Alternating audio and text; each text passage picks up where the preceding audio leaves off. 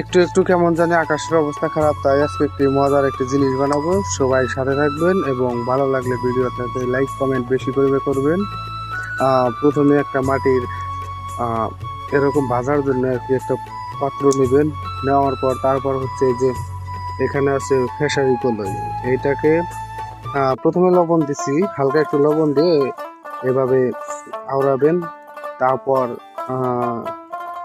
একটু চাউল দিবেন, হালকা কিছু চাউল দিবেন। দেওয়ার পর এটা ওই হালকা লবণ দিবেন, দিয়ে আজকে একটা মজার জিনিস বানানো হবে। এরপর এভাবে চুলাটা গরম হওয়ার পর তারপর হচ্ছে দেখতে থাকুন, সাথে থাকবেন। এখন কিন্তু চুলাটা আস্তে আস্তে গরম হইতেছে। এরপর এই কলই সহ আর চাউল ওটার মধ্যে দিয়ে ভাজা হবে। আর এই ভাজি সেরকম একটা মানে হেভি মজা লাগে খেতে। তো আপনারা চাইলে মাঝে মাঝে বানায় খাবেন, দেখবেন যে খুবই মজা লাগবে। এখন হচ্ছে আগুনের জাল হইতেছে, এই তো এখন চড়ানো হবে, এই তো ঢেলে দেওয়া হলো। আস্তে আস্তে এটাকে নেড়ে চেড়ে ভাজা হবে। আসলে কিছু কিছু বাংলার ঐতিহ্য আছে, এগুলা আগে এক সময় ভালো ব্যবহৃত হইতো বা অনেকেই পছন্দ করতো।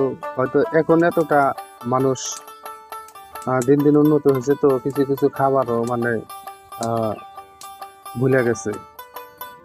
কিন্তু মাঝে মাঝে আমরা এরকম ভাবে ভাইজা খাই। আর এই কলইটা হচ্ছে একটু বেশি ভাজতে হবে, যার কারণে এই কলইটা একটু আগে ভাজা শুরু করা হলো। আর চাউল তো খুব তাড়াতাড়ি ভাজি হয়ে যায়, এই কারণে চাউলটা একটু পরে দিতে হবে।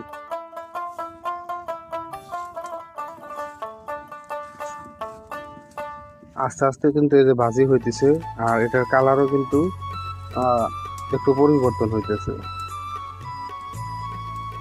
আর যদি আপনি খালি খেসারি ভাজেন তাহলে কিন্তু এতটা টেস্ট হবে না বা মজা লাগবে না, হালকা লাগবে। কিন্তু এর সাথে যদি একটু হালকা কিছু চাউল মিশ্রিত করা হয় আর চাউলের সাথে দুইটা ম্যাচিং করলে ওইটা সবচেয়ে বেশি মজা লাগে। কিছু কিছু মজাদার খাবার আছে যে হাতে বানানো মানে বানালে অনেক মজা লাগে, কিন্তু এটা আগে দেখতাম যে আগের যুগে করতো, ছোটবেলায় দেখতাম, কিন্তু ইদানিং এতটা মানে বাজে না, এই আর কি। তো দেখতে থাকুন, এই যে আস্তে আস্তে কিন্তু বাজি হইতেছে।